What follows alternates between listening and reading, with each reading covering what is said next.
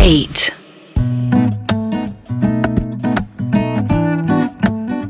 रात 9:30 बजे हॉस्पिटल के एक रूम में स्वीटी अथर्व के चादर में घुसी हुई थी और अथर्व के हाथ उसके टॉप में घुसे हुए थे।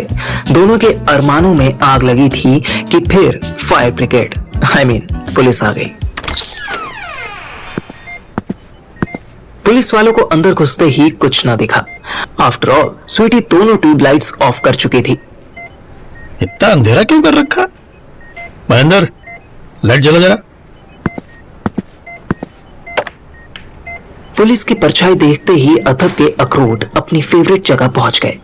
पर ऐसी डिफिकल्ट सिचुएशन में भी स्वीटी ने अपना पेशेंस नहीं खोया और चद्दर के अंदर से होते हुए धीरे से बेड से उतरी और उसी के नीचे छिप गई। अथर्व को बस इतना समझ आया कि इन दो पुलिस वालों में से एक हवलदार है। देखो साहब, ये लेटा इधर। क्यों रे, ऐसे पत्ती बुझा के क्यों बैठा था? अथर्व के मुंह से आवाज ही ना निकली। पुलिस वाले को भी एहसास हुआ कि वो कुछ ज्यादा ही रूड होकर बोल रहा है। वहीं अथर्व ये सोच सोचकर परेशान था कि पिंकी की मम्मी ने उसके पास पुलिस क्यों भेज दी। उसका तो इन सब लफड़ों से कोई लेना देना भी नहीं था। पुलिस वाला उसके पास ही स्टूल पर बैठ गया। बेड के नीचे छुपी स्वीटी सिर्फ उसके पैर देख पा रही थी। बेचारे की जीन्स भी खुली थी और टॉप से एक हाथ बाहर निकला हुआ था। अगर वो इस वक्त पुलिस की नजरों में आ गई तो मार तो जो पड़ेगी सो पड़ेगी ही। उसको तुरंत होशियारपुर वापस भेज दिया जाएगा। देख छोरे, घबरा नहीं, मैं एएसआई रघुवीर। मुझे बस इतना बता दे कि जिस रात तेरा एक्सीडेंट हुआ उस रात तू होश में था या नहीं? अथर्व तुरंत रिलैक्स हुआ। ये तो सिर्फ एक्सीडेंट वाली बात पूछने आए थे। नहीं तो सर, मैं तो एक्सीडेंट के बाद अनकॉन्शियस हो गया था। एएसआई रघुवीर ने हवलदार महेंद्र की तरफ देखा। महेंद्र ने तुरंत जेब से एक नोटपैड निकाला और उसमें कुछ लिखने लगा। तेरा नाम क्या है छोरे? जी अथर्व। अथर्व के पूरा नाम बोल। अथर्व शर्मा। शर्मा? शर्मा जी का लड़का है तू। बाप का नाम बता। अमिताभ।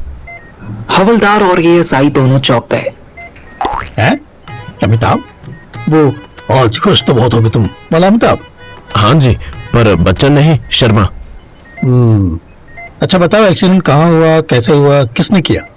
करोल बाग की रेड लाइट पे हुआ। स्पीड में कार आ रही थी इसलिए हुआ। और अथर्व बोलते बोलते रुक गया। उसे लगा कि जो आदमी इंश्योरेंस दिलवा रहा है उसे उसका नाम नहीं लेना चाहिए। बोल भाई, जुबान पे भी चोट लगी है क्या? और कौन था, किसकी गाड़ी थी? नहीं पता। तो इतनी सोचने की एक्टिंग क्यों कर रहा था भाई? मुझे हॉस्पिटल भी वही आदमी लेकर आया था, तो सोच रहा था कि शायद किसी डॉक्टर ने उसका नाम पूछा हो। एएसआई रघुवीर अपने हवलदार की तरफ घूमा। भाई महेंद्र। समझ गया सर जी, अभी आया। महेंद्र ने अपनी डायरी और पेन एएसआई को पकड़ाए और चला गया। पर अथर्व की कुछ समझ ना आया। उसने बेवकूफों जैसा चेहरा बना लिया। ऐसा मुंह क्यों बना रहा है? अगर तेरे को एडमिट उसने करवाया है तो उसका नाम होगा ना हॉस्पिटल के खाते में। अगर भले आदमी ने बताना जरूरी समझा होगा तो, और सही बताया होगा तो।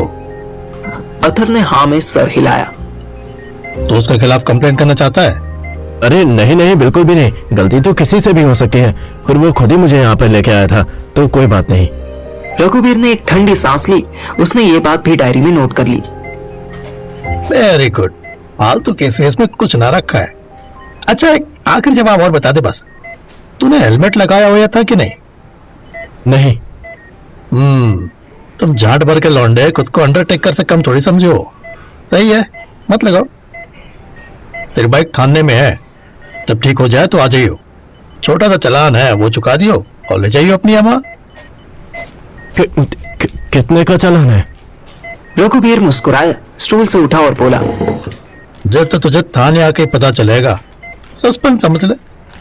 अपने पापा को भी ले आइयो, हम भी अमिताभ जी का दर्शन कर लेंगे भाई।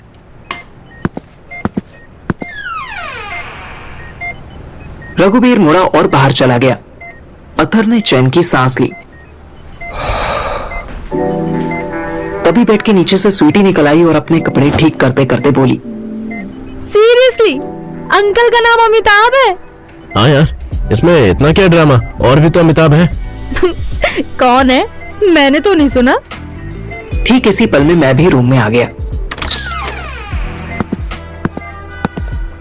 ओए पार्थिव, तुझे पता है अथर्व के पापा का नाम क्या है? नाम गया तेल लेने। मुझे तो इस बात की टेंशन थी कि पुलिस क्यों आई थी। नहीं, पर पुलिस वाले यहाँ क्यों आए थे? मैं तो उनके निकलने का वेट कर रहा था। हो तू वो छोड़ यार, इसके पापा का नाम अमिताभ है। तभी उन्हें जो मिल जाए उसके साथ बस कौन बनेगा करोड़पति खेलते रहते हैं। मुझे स्वीटी पर बड़ा गुस्सा आया। मुझे लगा था कि दोनों पकड़े तो नहीं गए। स्वीटी की हंसी बंद हुई तो अथर्व ने मुझे सारी बात बताई। मैं 2 पैकेट जूस लाया था। अथर्व और स्वीटी दोनों स्ट्रॉ लगाकर सुड़कने लगे। तू मैनेज कर लेगी ना? मैं जाऊं?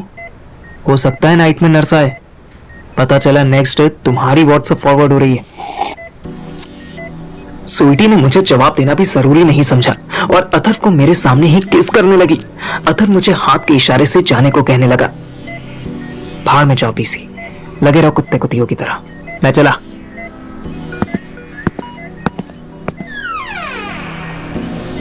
मैंने रूम से बाहर निकलते ही सुहानी को वॉइस नोट भेजा। हाय सुहानी, मुझे आज हॉस्पिटल में रुकने की कोई जरूरत नहीं है। अथर्व की कजिन वहां रुकेगी, सो मैंने बस इतना कह के वॉइस नोट भेज दिया। दूसरी तरफ से तुरंत रिप्लाई आया। साला दूसरे को फ्लर्टिंग का आइडिया देना कितना आसान होता है। अभी खुद के लिए पूछने में इतनी हिचक हो रही थी कि फिर भी मैंने हिम्मत करके वॉइस नोट भेजा। साथ में स्टडीज करें? सुहानी ने मैसेज सीन कर लिया पर कोई रिप्लाई नहीं किया। मैं हॉस्पिटल से बाहर निकल आया। मुझे लगा शायद मैंने ज्यादा एक्सपेक्ट कर लिया, इसलिए वो नाराज हो गई। पर 10 मिनट बाद उसका वॉइस नोट मिला। पेड़ पर चढ़ सकते हो तो 11 बजे तक घर के बाहर मिलो। उसके पेड़ वाली बात सुनकर तो मेरे तन बदन में रोमांस फूटने लगा। पेड़ क्या, मैं तो पहाड़ चढ़ सकता हूँ। लेकिन अभी तो 10 बजे थे। घर पहुंचने में मुश्किल से 15 मिनट लगेंगे। बाकी के 45 मिनट तक मैं क्या करूंगा? फिर मैंने सोचा कि एक बार ट्राई कर लिया जाए कि मैं पेड़ पर चढ़ भी सकता हूँ कि नहीं। आफ्टर ऑल 5 फीट 3 इंच की हाइट के साथ मेरा वेट 60 kg से ऊपर है। हॉस्पिटल के बाहर ही एक छोटा सा पेड़ दिखा। मैं उस पर चढ़ने की कोशिश करने लगा।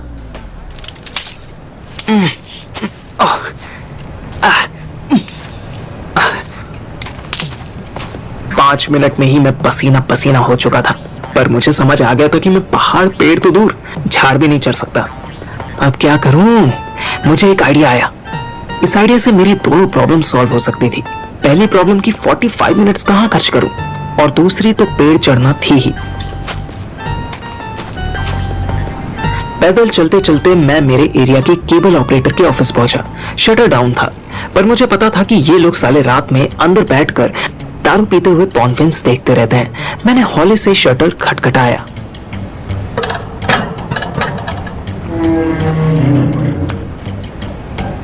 हल्का सा शटर खुला। उसमें से एक सूखा सा मुंह निकला, जिसके चेहरे पर ढेर सारे बालों के बीच में 2 आंखें और एक मुंह लगा हुआ था। क्या है? ऑफिस बंद है अभी, सुबह आना। जाओ। सुबह आऊंगा ना लौटाने, पर पहले उसके लिए सीढ़ी तो दे। हैं? क्या? मुझे तेरी सीढ़ी चाहिए, वो लैडर जो फोल्ड हो जाती है। नहीं, वो नहीं है। जा। ओ नौटंकी, है तेरे पास? मैंने देखी है। निकाल जल्दी, वरना। वरना क्या? मैं सोच में पड़ गया क्या धमकी दूं। धमकी तो याद नहीं, सो मैंने लालच दे दिया। वरना तुझे 100 रुपए नहीं दूंगा। मैंने जेब में हाथ डाला। अब केबल वाला सोच में पड़ गया, फिर बोला, नहीं, 300 रुपए लगेंगे। सुबह वापस चाहिए। अब मुझे गुस्सा आ गया। सुन दे, शर्मा जी का लड़का हूं मैं। अमिताभ शर्मा को जानता है ना? वो बेचारा नाम से ही घबरा गया। वो RWA के प्रेसिडेंट के दोस्त हैं। अगर उनको सीढ़ी नहीं मिली ना, तो पूरी गली से तेरा वाईफाई और केबल कनेक्शन कटवा दूंगा। उसकी सूरत देखकर लगा कि 1 सेकंड में उसकी सारी दारू उतर गई है। वो अंदर गया और फोल्डेबल सीढ़ी लेकर आया। मैंने जेब में हाथ डाला। कैश के नाम पर बस 30 रुपए निकले। सुबह पेटीएम कर दूंगा तुझे। इससे पहले कि वो कोई जवाब देता, मैं खुशी से झूमता हुआ सुहानी के घर की ओर चल दिया। मेरे हॉस्पिटल रूम से निकलते ही स्वीटी ने फिर से लाइट्स ऑफ की और अथर्व का हाथ बचाते हुए उसे जितनी पॉसिबल जगह थी वहां किस करने लगी। पर जैसे ही वो हद से आगे बढ़ने की कोशिश करती, अथर्व का सर दर्द से घूम जाता। यार बीपी हाई होने से सर में दर्द हो रहा है। ओह नो, अब कैसे करेंगे? कल तक तो नहीं था यार, अभी जैसे ही कुछ करने की कोशिश कर रहा हूँ वैसे ही हेडेक बढ़ रहा है। तुमने मेडिसिन खाई थी आज की? दिन में तो खा ली थी, रात में पार्थिव देगा। ओह शिट, वो बेचारा कहाँ से देगा? स्वीटी ने तुरंत एक ग्लास पानी और मेडिसिन दी।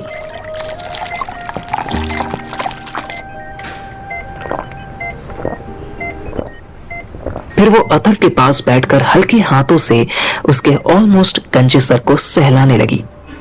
अथर्व को पता भी नहीं चला कि वो कब सो गया। देर रात उसे फील हुआ कि कोई उसे झिझोड़ कर जगा रहा है। पहले उसे लगा कि स्वीटी है।